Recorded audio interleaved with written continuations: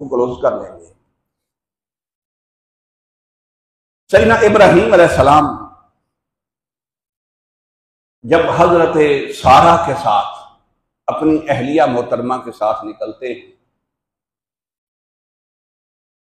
तो किसी ने बताया कि आगे बादशाह वक्त है नमरूद। अब वो एक नमरूद था, एक फिरौन था मूसा के दौर में। अगर किरदार तो देख रहे हूं तो आजकल आपको 100 मिलेंगे, हजारों मिलेंगे, नमरूद भी फिरौन भी। जो खुदा अपने आप को ऐसा खुदा समझते हैं, दूसरे को इंसान तक नहीं समझते। इब्राहीम अलैहिस्सलाम को किसी ने बताया कि वो शख्स बड़ा बुरा है और वो अपने सल्तनत में दाखिल होने वाली किसी औरत पर हमला किए बगैर नहीं रह सकता। अब जब फिरौन को नमरूद को पता चला कि इब्राहीम अलैहिस्सलाम आए हैं, साथ उनके एक औरत है, उसने बुला लिया दरबार में। इब्राहीम अलैहिस्सलाम, अच्छा बड़े अजीब ना कानून होते हैं बादशाहों के, मैं जो बात आपको समझाना चाहता हूं। इब्राहीम अलैहिस्सलाम ने फरमाया ये जो बादशाह है ना नमरूद, इसका ये कानून है कि अगर इस किसी के साथ औरत हो और वो कहे मेरी बीवी है तो उससे छीन लेता है, अगर कहे कि मेरी बहन या मां या बेटी है तो उसे कुछ नहीं कहता।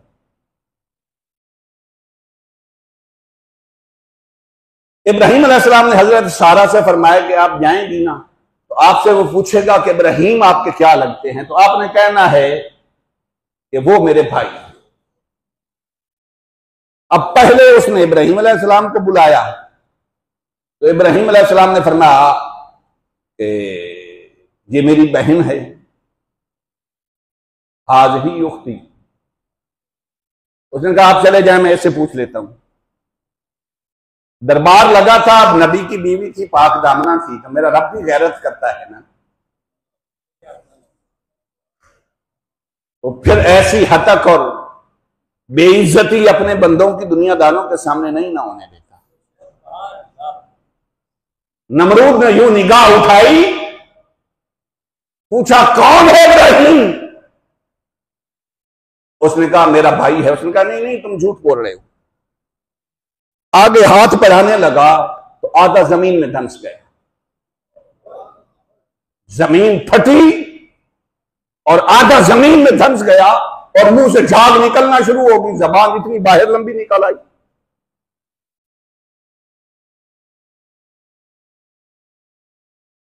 ये नबी रहमत की रहमत है। अगर ये हालत हमारे भी हुक्मरानों की होती तो वो भी नसीहत पकड़ लेते,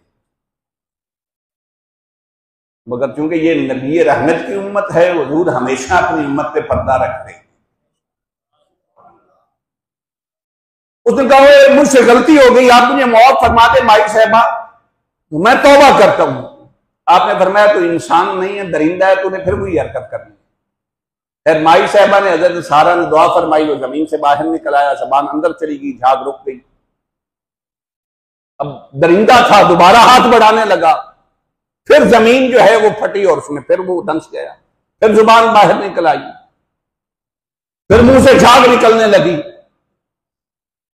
तो कहने लगा मामला कोई और है, ये मेरी दस्तरस से बाहर है। उसके पास बाज़ रिवायात में आता है हजरत हाजरा जो थी वो उसकी लौंडी थी, बाज़ रिवायात में आता है हजरत हाजरा उसकी बेटी थी।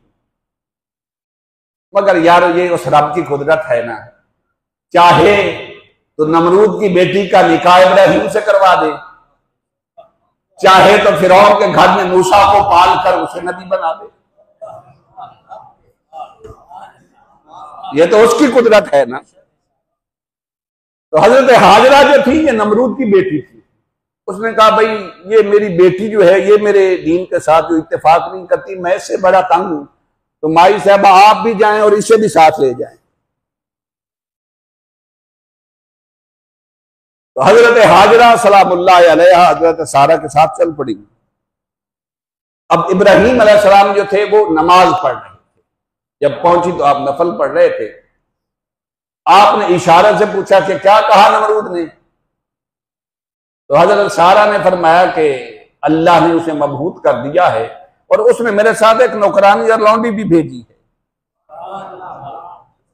अब ये कुदरत वाला है ना यार, कादिर है। देखिए ना, नमरूद की बेटी इब्राहीम अलैहिस्सलाम के निकाह में पहुंची हजरत हाजरा, वहां से इस्माईल अलैहिस्सलाम पैदा हुए और इस्माईल की सुन्नत आज तक हम कुर्बानी करते हैं।